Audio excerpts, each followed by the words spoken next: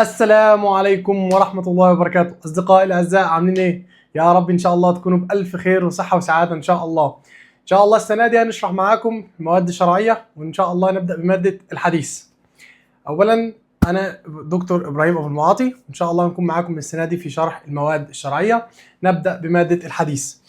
صديقي العزيز، مادة الحديث هي من المواد السهلة جدا جدا لو ذاكرتها بضمير واديتها حقها، وعليها 50 درجة، 40 منهم تحريري و10 شفوي، والاتنين ان شاء الله مضمونين بعون الله لو ذاكرت كويس وعملت اللي عليك. تمام. عندنا في العلمي 21 حديث، وعندنا في الادبي 30 حديث ان شاء الله. وان شاء الله ربنا يقدرنا ونشرح معاكم المواد الشرعيه كلها ان شاء الله على اليوتيوب مجانا بالكامل، مش عايز منك اي حاجه خالص. نبدأ على بركة الله. بسم الله. اللهم ارزقنا فهم النبيين وحفظ المرسلين وإلهام الملائكة المقربين. توكلنا على الله. يلا بينا صديقي، قول لي يلا بينا. رقم واحد، الدرس أول حديث معانا هو فضل إطعام الطعام وإفشاء السلام. قول فضل إطعام الطعام وإفشاء السلام. طيب يبقى دي أول حاجة عرفناها. الحاجة الثانية، راوي الحديث. مين راوي الحديث؟ عبد الله بن عمرو بن العاص. يبقى عبد الله بن عمرو بن العاص ده راوي الحديث. تاني حاجه، يبقى انا اول حاجه عرفت مين راوي الحديث، فضل طعام الطعام وافشاء السلام. مين الراوي؟ عبد الله بن عمرو بن العاص. قال ايه؟ عبد الله بن عمرو بن العاص رضي الله عنه عن النبي صلى الله عليه وسلم قال: اي الاسلام خير؟ قال: تطعم الطعام وتقرأ السلام على من عرفت ومن لم تعرف. قول عشان تحفظ. انا عارف ان انت مزنوق في المواد، فعايزك تحفظ معايا هنا بحيث ان انت توفر هم الشرع من عليك. يلا. قال: تطعم الطعام وتقرأ السلام على من عرفت ومن لم تعرف. قول عن عبد الله بن عمرو بن العاص رضي الله عنه أن رجلا سأل النبي صلى الله عليه وسلم: أي الإسلام خير؟ قال: تطعم الطعام وتقرأ السلام على من عرفت ومن لم تعرف. تمام. نبدأ بمعاني المفردات. من المقصود بالرجل؟ بيقول لك أن رجلا سأل النبي. من هو الرجل؟ عندنا رأيين، قيل هو أبو ذر، وقيل هو هانئ بن يزيد وارد شريح. واعرف ان رجلا دي، كلمه رجلا دي هتتكرر معانا في 3 احاديث. تمام. يبقى لما اقول لك، يبقى انا عايزك قدامك الحديث تطلع منه المعاني وتطلع منه المباحث، وهنعمل كده ان شاء الله هنا. يبقى لما اقول لك ايه هو ما معنى رجلا، تقول لي قيل هو ابو ذر، وقيل هو هانئ بن يزيد وارد شريح. تمام. اي الاسلام خير؟ يعني ايه الاسلام خير؟ اي الاسلام خير تقول لي اي خصال الاسلام او اي اعمال الاسلام. تاني لما اقول لك ايه هي اي الاسلام خير، يعني ايه اي الاسلام خير؟ تقول لي اي خصال الاسلام او اي اعمال الاسلام. يبقى في حاجه هنا كانت محذوفه اللي هي ايه؟ خصال او اعمال. تمام كده. تمام. ايه هو المحذوف؟ المحذوف خصال او اعمال. يلا قول الصفحه دي، قول دي من غير ما تشوفها. يلا قول لي اول حاجه، مين هو راوي الحديث؟ عبد الله بن عمرو بن العاص رضي الله عنه ان رجلا سال النبي صلى الله عليه وسلم قال: تطعم الطعام وتقرأ السلام على من عرفت ومن لم تعرف. من المقصود بالرجل؟ قيل هو ابو ذر، وقيل هو هانئ بن يزيد وارد شريح. طبعا اي الاسلام خير؟ اي خصال الاسلام او اي اعمال الاسلام. يبقى المحذوف خصال او اعمال. تمام. لازم تحفظ بنص الكتاب. تمام. خلصنا معاني المفردات. والله خلصنا. طب ما اعراب تطعم؟ انهي تطعم دي؟ مش هو هنا بيقول لك في الحديث قال تطعم؟ قال ايه؟ تطعم، صح؟ قال لك تطعم. ما اعراب تطعم؟ اعراب تطعم دي ايه بقى؟ والله اعراب تطعم، قال تطعم. اعراب تطعم، ما اعراب تطعم؟ قال لك ان تطعم دي ليها حاجتين، اما انها بالرفع، تقول لي كده اعراب تطعم بالرفع، هي في تقدير ان تطعم في العربي في العربي ان تطعم، يبقى بالرفع ان تطعم. حذفنا ان المصدريه فصار الفعل مرفوع. ليه؟ تطعموا. يبقى بيقول لك قال تطعم، لا هو اصلها ان تطعم، لما حذفنا ان المصدريه بقت تطعم الطعام. تمام. وان وما دخلت عليه هي في تأويل مصدر تقدير اطعام. يعني انت هو عايز يقول لك ايه؟ مش انت بتقول قال تطعم الطعام؟ تطعم دي اصلا ان تطعم، حذفنا ان المصدريه فصار الفعل مرفوع تطعمه. وان وما دخلت عليه في تأويل مصدر تقديره اطعام، يعني اطعام الطعام. تمام كده. تمام. المصدر ده اللي هو اطعام اعرابه ايه؟ ركز على دي كويس جدا. في محل رفع خبر لمبتدا محذوف هو اطعام الطعام. تاني قول معايا انا خليك تفهم الاول وبعد كده تحفظ. تمام ان شاء الله. يلا. ما معنى رجل؟ قيل هو ابو ذر، وقيل هو هانئ بن يزيد وارد شريح. ركز، اصحى فوق. يلا. تمام. ما معنى اي اعمال اي الاسلام خير؟ اي خصال الاسلام او اي اعمال الاسلام، ويبقى المحذوف خصال او اعمال. تمام. ما اعراب تطعم؟ اعراب تطعم تطعم بالرفع، تطعم بالرفع هي ان تطعم، ثم حذفت ان المصدريه فصار الفعل مرفوع، وان وما دخلت عليه في تاويل مصدر تقديره اطعام، وهذا المصدر في محل رفع خبر لمبتدا محذوف تقديره اطعام الطعام. ازاي؟ مش فاهم حاجه. مش احنا بنقول هو في بالك في محل رفع خبر لمبتدا محذوف انهي مصدر اللي هو اطعام؟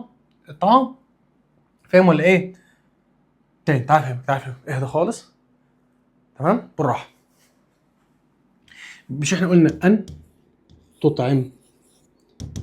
اول حاجه حذفنا ان المصدريه فصار الفعل مرفوع. هو بقى بيقول لك وان وما دخلت عليه في تاويل مصدر تقديره الطعام. المصدر ده بقى اعرابه ايه؟ خبر لمبتدا محذوف تقديره اطعام الطعام. معنى كده ان في حاجه محذوفه تقديرها الطعام. تمام تمام. ما سر التعبير بالمضارع في قوله تطعم؟ يعني ليه عبر بالمضارع في قوله تطعم؟ قال لك ان التعبير بالمضارع يدل على التجدد والاستمرار، للحث على التجدد والاستمرار. تاني، ان انا بقول محمد يجري، هل هو خلص جري خلاص ما عادش يجري؟ لا، ده بيجري لسه بيجري. تمام.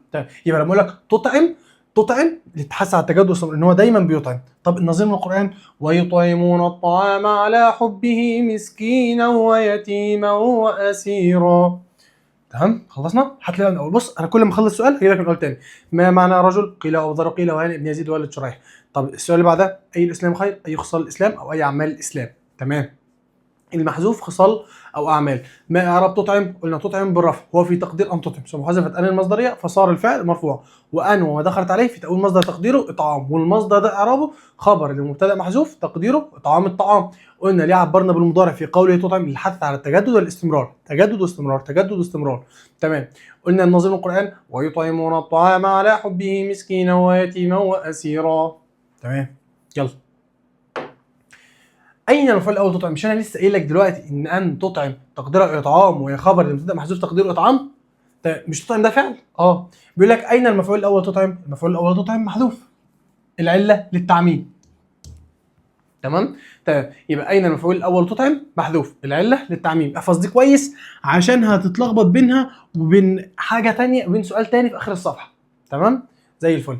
التقدير بقى، تقدير المفعول المحذوف ايه؟ قال لك ان تطعم، زي الفل. ده اللي موجود عندي في الحديث. الطعام ده مش موجود عندي في الحديث، يبقى هو ده تقدير المفعول.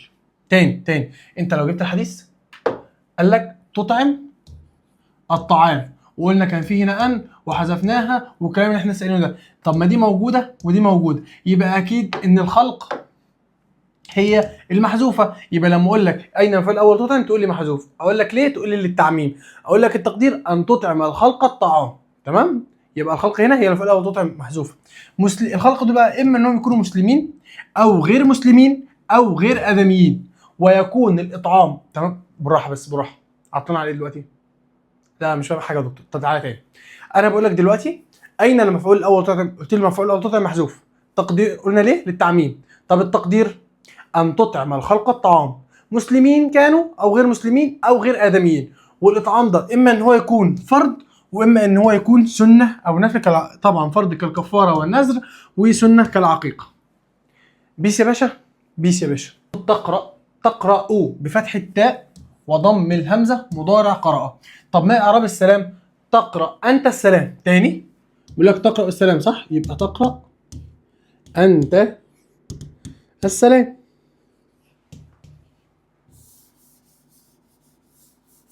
ثاني، تقرأ انت السلام.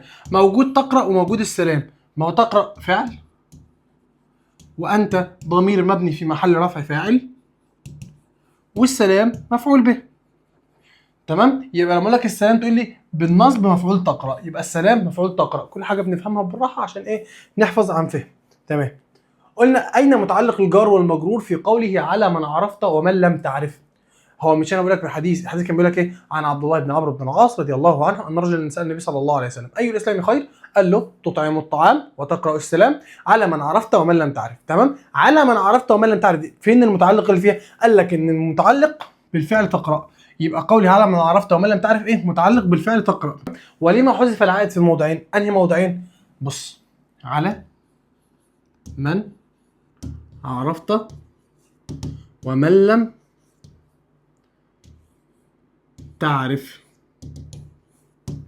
ده موضع وده موضع. تمام كده يا باشا؟ تمام. هو بيقول لك ايه؟ قلنا اين متعلق الجار والمجرور؟ الجار والمجرور اللي هو على من عرفت ومن لم تعرف ده. تمام؟ اين متعلق الجار والمجرور؟ قلنا متعلق بالفعل تقرا. طب وقلنا ليه ما حذف العائد في موضعين؟ حذف العائد في موضعين للعلم به، وعرفنا ان الموضعين عرفت وتعرف. التقدير تقديرهم ايه بقى؟ اي على من عرفته ومن لم تعرفه. يبقى ايه هو يعني تقدير المتعلق ايه؟ الهاء على من عرفته ومن لم تعرفه من المسلمين وان علمت انه لا يرد. يجي لك في الامتحان ما حكم القاء السلام على من عرفت انه لا يرد؟ يسن القاء السلام على من علمت انه لا يرد. تمام؟ تمام. انا عايز اجيب الحديث من اوله الصراحه. يلا معايا في ظهري؟ في ظهرك مثلا. يلا قول الحديث كده. عن عبد الله بن عمرو بن العاص رضي الله عنه ان رجلا سال النبي صلى الله عليه وسلم اي الاسلام خير؟ قال تطعم الطعام وتقرا السلام على من عرفت ومن لم تعرف. من المقصود بالرجل؟ اهو قلنا هنطلع الحاجه من هنا صح؟ مش انا قلت لك هنطلع الحاجه من هنا؟ يلا نطلعها يا باشا. أن رجلا، من المقصود بالرجل؟ قلنا هو أبو ذر وقيل هو هاني بن يزيد والد شريح. قلنا أي الإسلام خير معناها أي خصال الإسلام أو أي أعمال الإسلام، ويبقى المحذوف خصال أو أعمال. تمام. بعد كده قلنا تطعم الطعام. خلصنا كده معانا الفردات صح؟ قلنا ما المباحث العربيه في قوله تطعم. قلنا تطعم بالرفع وهي في تقدير ان تطعم. حذفنا ان المصدريه في صار الفعل مرفوع، وان وما دخلت عليه في التاويل مصدر تقديره اطعام، اي اطعام الطعام. المصدر ده بقى في محل رفع خبر المبتدا محذوف تقديره طعام الطعام. تمام. وتقرا السلام. اظبط لي تقرا بفتح التاء وضم الهمزه مضارع قرأ، وعرفنا ان السلام هي بالنصب مفعول تقرا. تمام. قلنا ان على من عرفته ومن لم تعرفه عندي موضعين، من عرفته ومن لم تعرف. قلنا اين متعلق الجار والمجرور في قولي على من عرفته ومن لم تعرف؟ متعلق بالفعل تقرا. تمام. وحذف ولما حذف العائد في الموضعين تطعم. لما قلت لك لما حذف مفعول تطعم كنت قلت لي للتعميم، انما هنا لما حذف العائد في الموضعين للعلم به. تمام. يلا. والتقدير على من عرفته والتقدير على من عرفته هو ومن لم تعرف من المسلمين ان علمت انه لا يرد. صاحبي الشاطر احنا نسينا سؤال المفعول الاول تطعم. اين المفعول الاول تطعم؟ قلنا المفعول الاول تطعم محذوف والعله للتعميم. والتقدير قلنا ان تطعم الخلق الطعام. تاني تطعم الخلق الطعام، مسلمين كانوا او غير مسلمين او غير ادميين. والاطعام اما ان هو يكون فرض كالكفاره والنذر، واما ان هو يكون سنه كالعقيقه. كده انا بحفظك الدرس. يلا كمل معايا.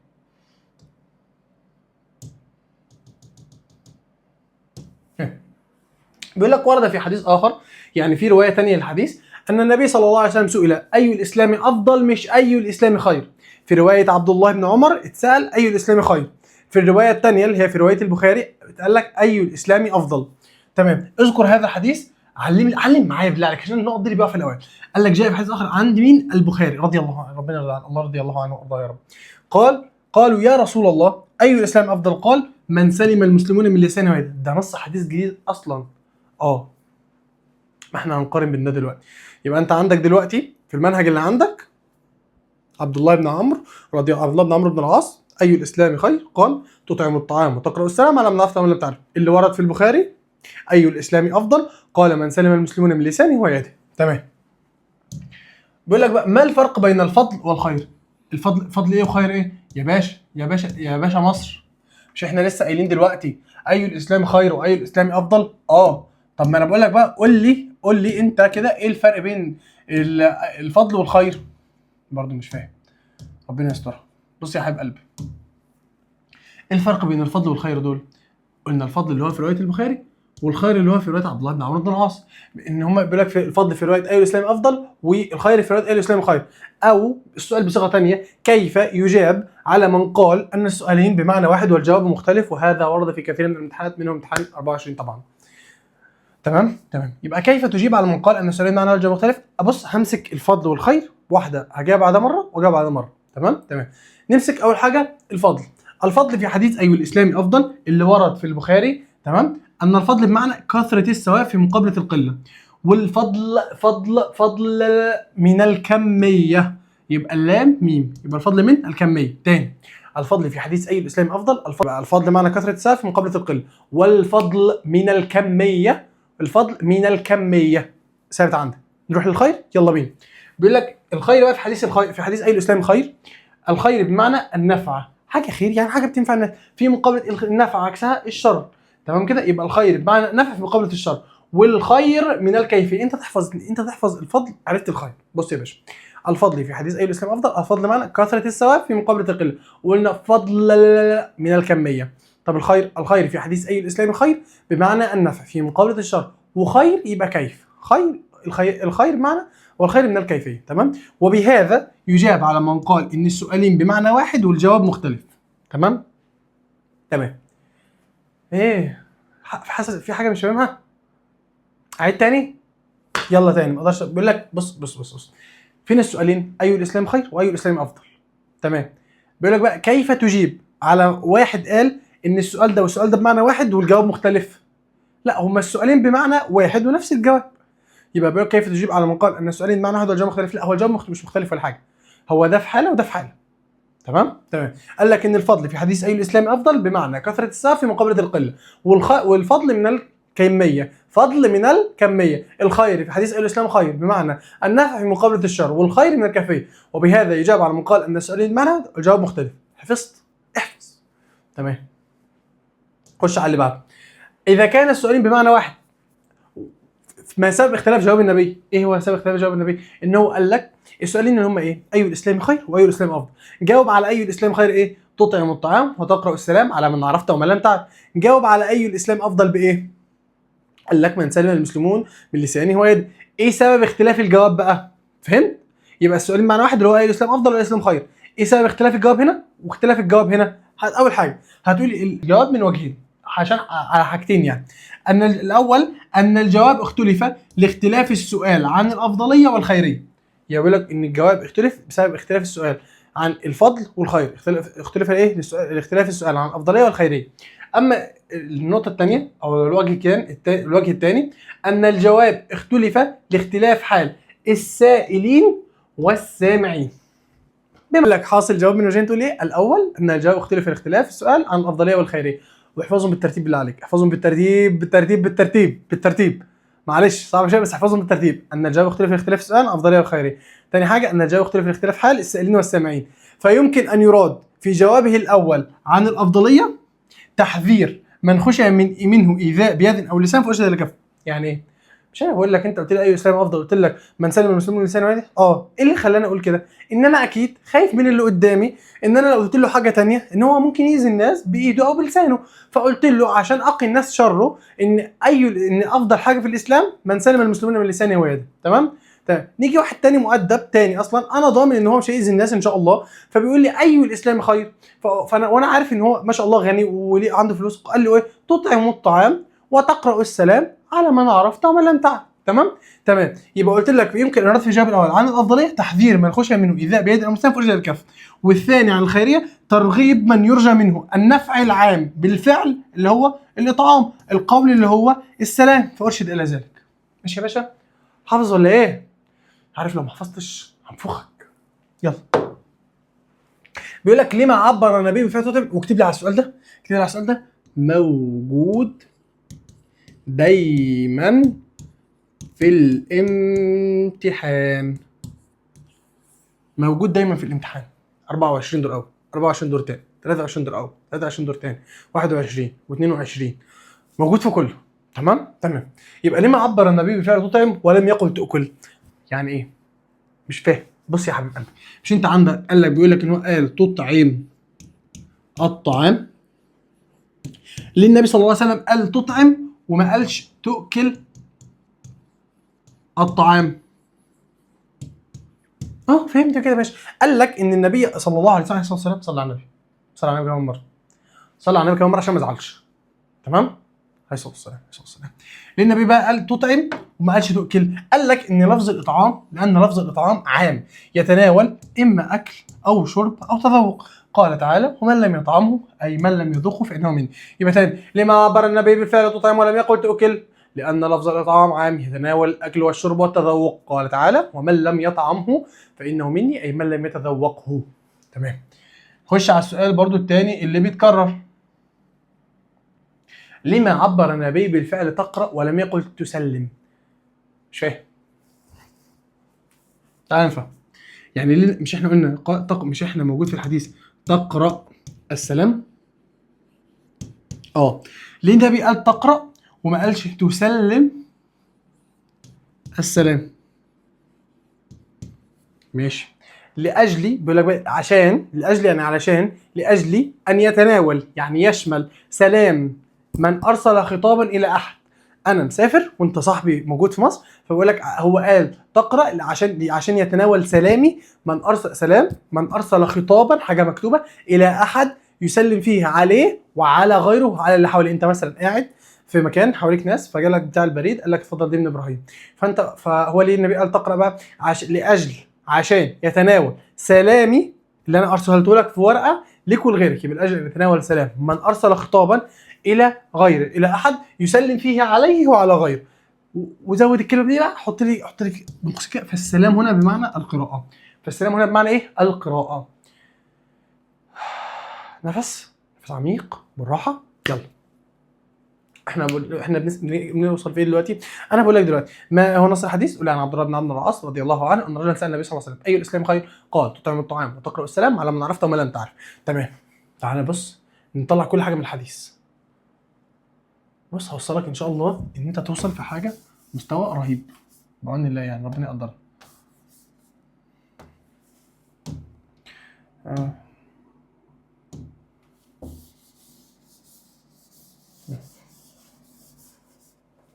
شكرا. بص يا باشا، قلنا عبد الله بن عمرو بن العاص، قلنا نص الحديث. ما معنى ان رجلا قيل هو ابو ذر وقيل هو هاني بن يزيد والد شريح. ما معنى اي الاسلام خير؟ قلنا اي خصال الاسلام او اي اعمال الاسلام، وقلنا يبقى المحذوف خصال او اعمال. تطعم ليها 3 حاجات. تطعم كمباحث عربيه قال لك ان تطعم بالرفع هي في تقدير ان تطعم ثم حذفت ان المصدريه فصار الفعل مرفوع، وان وما دخلت عليه في تاويل مصدر تقديره اطعام هو اطعام الطعام، والمصدر ده بقى في محل رفع خبر مبتدا محذوف تقديره اطعام الطعام. خلصنا اول حاجه. طب تطعم ليه عبرت بالمضارع؟ الحث على تجدد واستمرار، الحث على تجدد والاستمرار. اديني مثال من القران: ويطعمون الطعام على حبه مسكينا ويتيما واسيرا. تمام. قال لك بقى هو ليه عبر بتطعم ولم يقل تؤكل؟ طعام عام يتناول الاكل والشرب والتذوق، ومن لم يطعمه فانه مني اي من لم يذوقه. تمام كده خلصنا تطعم. تمام. في واحده برافو عليك، في واحده احنا نسيناها، برافو انت كده فايق. تمام. بيقول لك هنا اين المفعول الاول لتطعم؟ تقول لي ان المفعول الاول لتطعم محذوف تقديره الخلق. مش لازم تقول لي ان تطعم الخلق الطعام، لا خالص. لما لك تقديره تقول لي الخلق. طب ليه حذفناه؟ للتعميم. ليه حذفناه؟ للتعميم. والتقدير ان تطعم الخلق الطعام مسلمين كانوا او غير مسلمين، فرضا كان او غير ادميين كمان، يبقى مسلمين او غير مسلمين او غير ادميين، يشمل الحيوانات. ويمكن فرضا كان الاطعام كالكفاره والنذر او سنه كالعقيقه. تمام كده زي الفل. خلصنا نطعم الطعام. وتقرا السلام. تقرا اضبط تقرا بفتح التاء وضم الهمزه مضارع قرأ، والسلام بالنصب مفعول تقرا. وقلنا لما يبقى لما قال النبي صلى الله عليه وسلم تقرا ولم يقل تسلم؟ قلنا لاجل ان يتناول سلام من ارسل خطابا الى احد يسلم فيه عليه وعلى غيره. تمام زي الفل كده. قلنا على من عرفت ومن لم تعرف. على من عرفت ومن لم تعرف مالهم؟ قلنا ان ده في عندي موضعين، على الموضع الاول من عرفت ومن لم تعرف. قلنا الجار والمجرور هنا متعلق بالفعل تقرا. قلنا ليه ما حذف العائد في الموضعين دول؟ للعلم به. والتقدير على من عرفته ومن لم تعرفه من المسلمين وان علمت انه لا يرد. خلصنا دول. جاي حاجه ثانيه، سؤال ثاني بيقول لي ان في روايه ثانيه الحديث بنفس المعنى. فين الروايه دي؟ في البخاري، في صحيح البخاري. اسمها نصها ايه؟ اي الاسلام افضل؟ قال من سلم المسلمون من لسانه ويده. قلنا كيف تجيب على من قال ان السؤالين دي بمعنى واحد والجواب مختلف؟ هنقول اول حاجه ان الفضل في اي الاسلام افضل، الفضل بمعنى كثره الثواب في مقابله القله، والفضل من الكميه. الخير في اي الاسلام خير بمعنى نفع في مقابله الشر، والخير من الكيفيه. وبهذا يجاب على من قال ان السؤالين بمعنى واحد والجواب مختلف.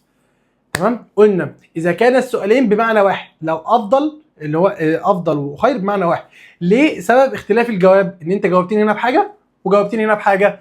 هنقول ان الجواب اختلف حاجتين: لاختلاف السؤال عن الافضليه والخيريه، ولاختلاف حال السائلين والسامعين. فيمكن ان يراد في جوابه الاول عن الافضليه، بص احفظها كده، افضليه ده كان بيقول لك من سلم المسلمين سلم يده، يبقى تحذير من خشي منه ايذاء بيد او لسان فارشد الى الكف. تمام، ان هو يكف ذلك عن المسلمين. ويمكن ان يراد، اما فيمكن ان يراد في جوابه عن الخيريه بقى ترغيب يرغب في من يرجى منه النفع العام للمسلمين بالقول او الفعل، الفعل اللي هو الاطعام والقول اللي هو السلام، فارشد الى ذلك. اظن انت حافظ. تمام يلا. ها وصلنا فين؟ خلاص قربنا نخلص اهو. يلا. ليه ما خص النبي خصلتي الاطعام والسلام بالذكر؟ يعني ليه النبي صلى الله عليه وسلم عليه الصلاه والسلام ما قالش مثلا اي حاجه غير الاطعام؟ ليه قال اطعام وسلام؟ ثلاث حاجات.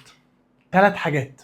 تمام. اول حاجه لما فيهما من الجمع بين المكارم الماليه والمكارم الاخلاقيه. مال، طعام، اخلاق، سلام. خلاص كده تمام.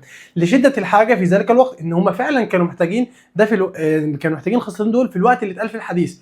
لان الوقت اللي اتقال في الحديث كانوا الكفار محاصرين من النبي والمسلمين في شعب ابي طالب، فكانوا طبعا عايزين زاد وعايزين ود ما بينهم. تمام. يبقى لشدة الحاجة إليهما في ذلك الوقت.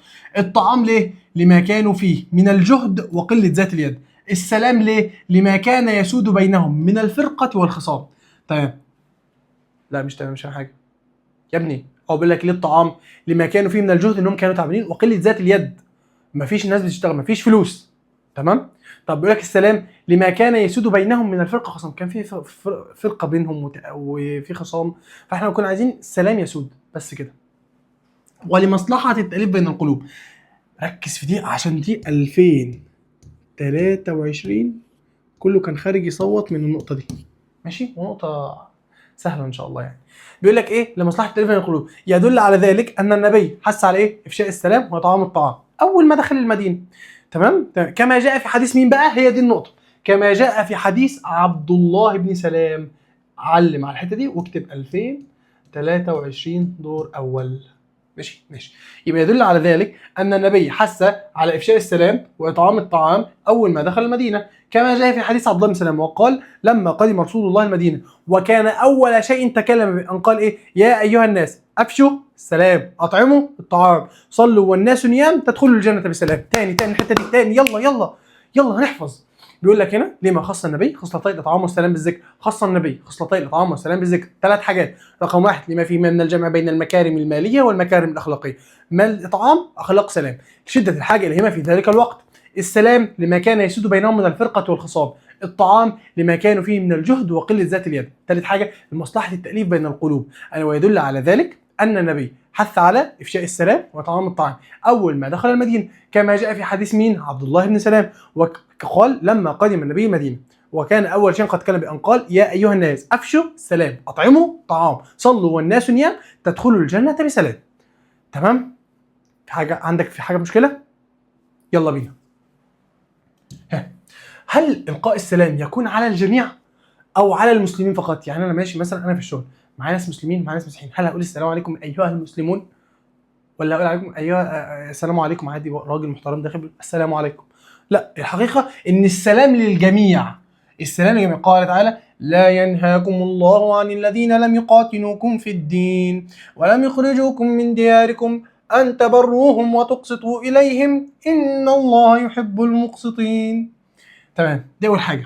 يبقى السلام للجميع. تاني حاجه السلام من اعلى انواع البر. يبقى اجي اقول لك كده، اكتب سؤال: ما هو اعلى انواع البر؟ كتبته ولا لا؟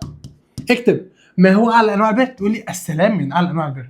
رقم 3 ثبت عن النبي صلى الله عليه وسلم انه كان يسلم على اخلاط. يعني ايه اخلاط؟ لسه قايل لك دلوقتي ان انا داخل شغل ففي مسلمين ومسيحيين فبقول السلام عليكم عادي.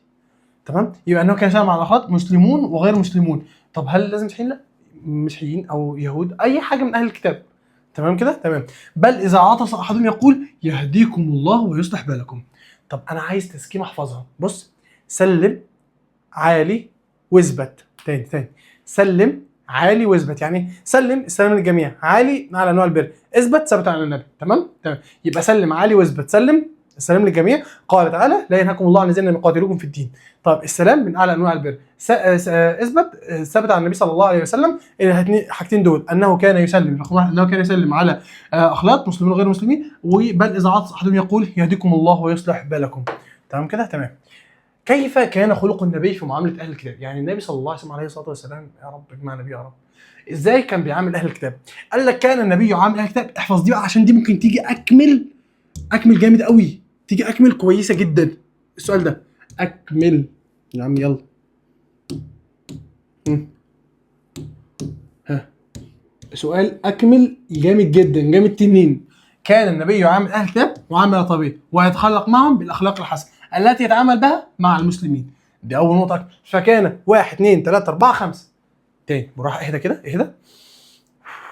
كيف كان النبي يتعامل مع اهل الكتاب؟ كان النبي صلى الله عليه وسلم يعامل اهل الكتاب معامله طيبه يتخلق معهم بالاخلاق الحسنه. كان يعامل المسلمين ازاي؟ 1 2 3 4 5.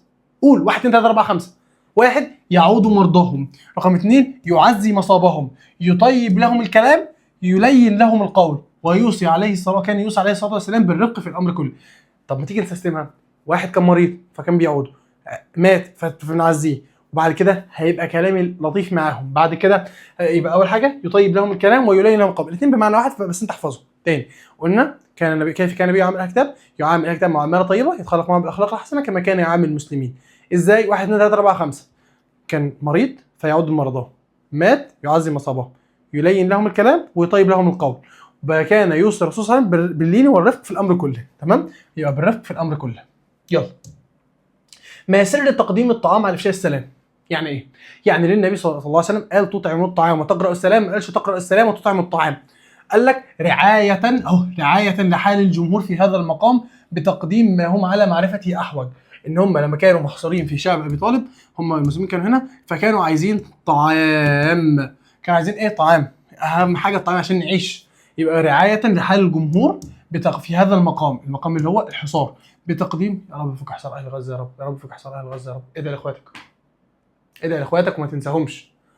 يبقى رعاية لحال الجمهور في هذا المقام بتقديم ما هم على معرفته خبز احوج اليه. تمام. التعليل لانهم عن العمل به ابعد وهو عليه اصعب. تاني يعني ايه؟ مش فاهم. دخلنا فين؟ يعني ايه لانهم عن العمل به ابعد؟ ان انا دلوقتي في حصار ومعايا اكل، يا دوبك الاكل هيكفيني انا لوحدي. تمام؟ فلما النبي صلى الله عليه وسلم يوصي بيه، فده هيبقى دافع ليا ان انا مؤمن بالله سبحانه وتعالى، مؤمن بالنبي، ان انا اوثر الشخص الاخر او اخويا على نفسي. تمام؟ يبقى ليه قال تقديم الطعام؟ ليه قدم الطعام على افشاء السلام؟ اول حاجه رعايه لحال الجمهور. يبقى رعايه لحال الجمهور في هذا المقام بتقديم ما هم على معرفته احوج اليه. ليه بقى؟ لانهم عن العمل به، ان هو حد يدي حد اكل في الوقت ده ابعد وهو عليهم اصعب، وده حاجه صعبه جدا. تمام؟ وذلك لان بذل المعونه الماديه الفلوس اشق في العدد من بذل المعونه القوليه. يعني انا واحد شبعان دلوقتي وقدام واحد جعان، وانا عارف ان احنا الحلقه مفيش خالص، فان انا اقول له ربنا يكون في عونك اسهل من ان انا اروح بيتي واجيب واطلع فلوس واقول له اتفضل. تمام؟ يبقى ليه النبي قال تقديم الطعام؟ ليه النبي قدم الطعام على افشاء السلام؟ اول حاجه رعايه لحال الجمهور في هذا المقام بتقديم ما هم على معرفته احوج اليه. ليه؟ علل لانهم عن العمل به ابعد وهو عليهم اصعب. العله لان بذل المعونه الماديه، ان انا اطلع من جيبي كده اهو فلوس واقول له اتفضل، اصعب، يعني اصعب من بذل المعونه القوليه ان انا اقول له ربنا معاك. فهمت يا حبيب قلبي؟ تمام. طب ما اطعام الطعام له صور متعدده. بيقول لك ان اطعام الطعام له صور كتير يعني. تمام؟ ايه طعام الطعام له صور كتير؟ فهو عايز يقول لك دلوقتي اذكر بعضها مستدلا على ما تقول من السنه النبويه. طلع لي 3 اسهم يا ابني. 1 2 3. اول حاجه ان اطعام الطعام يكون اول حاجه اطعام اغاثه، اكرام ضيف، وبعد كده اهداء للجيران. تاني، اطعام اغاثه ان انت تغيث حد، تكرم ضيف، او طعام جيرانك. يبقى تاني اغاثه ضيف جالك، جيرانك. اغاثه اضافه جيراني. تمام؟ يلا. اطعام اغاثه، قال النبي صلى الله عليه وسلم احب الناس الى الله تعالى انفعهم للناس، واحب الاعمال الى الله تعالى سرور تدخله على قلب مسلم، او تكشف عنه كربه، او تقضي عنه دينا، او تسد عليه جوعا. تاني نحفظ مع بعض. واحنا بنقول دلوقتي ان صور اطعام الطعام متعدده. قلنا ان اول حاجه منها هي ايه؟ اطعام اغاثه. قال النبي صلى الله عليه وسلم احب الناس الى الله انفعهم للناس. تمام؟ واحب الاعمال الى الله سرور تدخله على قلب مسلم. احنا كده كانت حاجتين، ان مين حب الناس لربنا؟ انفعهم للناس. واحب عمل عند ربنا سرور تدخله على قلب مسلم. رقم 1. او تكشف عنه كربه، او تقضي عنه دينا، او تسد عنه جوعا. تمام كده؟ زي الفل. تاني حاجه وهي اكرام الضيف. قال النبي صلى الله عليه وسلم من كان يؤمن بالله واليوم الاخر فليكرم ضيفه. تالت حاجه الاهداء الى الجيران. الاهداء الى الجيران. امسك يا ابني غلطه، اللي كاتب الباوربوينت ده يتحاسب خصم. تمام. لا يا عم ولا حاجه، احنا مسامحين، احنا مسامحين، الناس زي العسل مسامحه، خلاص مش ناقصه. يبقى الاهداء الى الجيران. قال النبي صلى الله عليه وسلم: يا ابا ذر، اذا طبخت مرقه، يعني لو طبخت لحمه او فراخ مرقه، فاكثر ماءها، كتر الشوربه بتاعتها، وتعاهد جيران، وزع على جيرانك. تمام. يبقى اول حاجه قال النبي صلى الله عليه وسلم: يا ابا ذر، اذا طبخت مرقه فراخ او لحمه او زفر يعني، فاكثر ماءها، كتر الشوربه بتاعتها، وتعاهد جيرانك. تمام. ده اول حاجه. قال النبي صلى الله عليه وسلم: يا نساء المسلمات، بيكلم المسلمين، انت اختي الطالبه اللي قاعده دي، اللي بتعاملك كانها ملكه في الثانويه، اسمعي: يا نساء المسلمات، لا تحقرن جاره لجارتها ولو فرس شاه، أي لا تستصغرن شيئا تقدمه جارة إلى جارتها ولو عظمة قليلة اللحم. يعني فرس شدي اللي هي عظمة قليلة اللحم. عارف اللي هي إيه؟ شفت العظم اللي بيبقى في الأضحية وكده، في بيبقى عظم كده اتخبط كده، يعني إيه هو بيقول لك دي لا تحقرن جارة لجارتها ولو فرس شيء، يعني عظمة قليلة اللحم، أو في عظم في مكان كده في العجل بتبقى يا دوبك عظمة وفيها حتة لحم من هنا وحتة لحم من هنا وخلاص. لا تحقرن جارة لجارتها ولو فرس شاه. قلنا ايه فرس شاه دي؟ اللي هي عظمة قليلة اللحم. تمام. ونحو ذلك. ماشي، مش مهم بقى. هل اطعام الطعام يقتصر على الانسان فقط؟ لو انت فاكر ان في تطعم الطعام لما قلنا ان المفعول محذوف، العله للتعميم، وقلنا ان تطعم الخلق الطعام مسلمين كانوا او غير مسلمين، او شاطر غير ادميين، يبقى لا، عادي ممكن اطعم لا، اطعام الطعام لا يقتصر، يبقى اطعام الطعام ماله لا يقتصر عليه على الانسان، بل يتعداه الى الحيوان. تمام. يبقى اطعام الطعام لا يقتصر على الانسان بل يتعداه الى الحيوان كمان. الدليل قال النبي صلى الله عليه وسلم: في كل كبد رطبه اجر. وكده نبقى خلصنا الحديث ونخش على ما يرشد. ما يرشد الحديث اول واحده دي كده اكتبها في اي حديث: حرص النبي على تعليم امته، حرص النبي على تعليم امته، حرص النبي على تعليم امته، في اي حديث حرص النبي على تعليم امته. تمام. فضل اطعام الطعام وكونه من افضل الاعمال. يبقى ما هي افضل الاعمال؟ فضل اطعام الطعام. ليه؟ قلنا رعايه لحال الجمهور في هذا المقام، ولانه عن العمل به ابعد وهو عليهم اصعب، وان بذل المعونه الماديه اصعب من بذل المعونه القوليه، واللي انت عارفه ده. تمام. الحض على ائتلاف القلوب واستجلاب مودتها، ودي جايه اكمل، عايزها بنفس النص كده، اكتب عليها اكمل. فضل افشاء السلام، الحث على خفض جرح المسلمين، هناك اعمال يسيره هي عند الله تعالى من اعلى المقامات العظيمه، الحث على نفع المسلمين بالقول اللي هو السلام، الحث على تعميم الاسلام والا يخص به احد دون احد كما يفعل المتكبرون. يعني ايه؟ مش لسه بقول لك دلوقتي ان السلام يتقال لمسلم وغير مسلم، ولان النبي صلى الله عليه وسلم دخل على مجلس فيه اخلاط. بيقول لك بقى ان الناس اللي بتخص السلام بناس دون اخر هم المتكبرون. يجي في الامتحان يقول لك: من هم المتكبرون؟ من هم المتكبرون؟ هم الذين يخصون السلام باشخاص دون اخرين. تمام. ايه رايك؟ حفظت؟ تيجي نعيد تاني؟ يلا نعيد تاني مراجعه سريعه وامشي، مش عايز منك حاجه، يلا عشان اسلمك الحديث نضيف. اول حاجه ايه هو عنوان الحديث؟ فضل طعام افشاء السلام. تمام. بعد كده قلنا عن عبد الله بن عمرو بن العاص رضي الله عنه ان رجلا سال النبي صلى الله عليه وسلم: اي الاسلام خير؟ قال: تطعم الطعام وتقرا السلام على من عرفته ومن لم تعرف. صاحبي بقى، اخويا واختي هم اللي هيخرجوا معايا زي ما كنا بنعمل كده كل حاجه من الحديث. ماشي، يلا.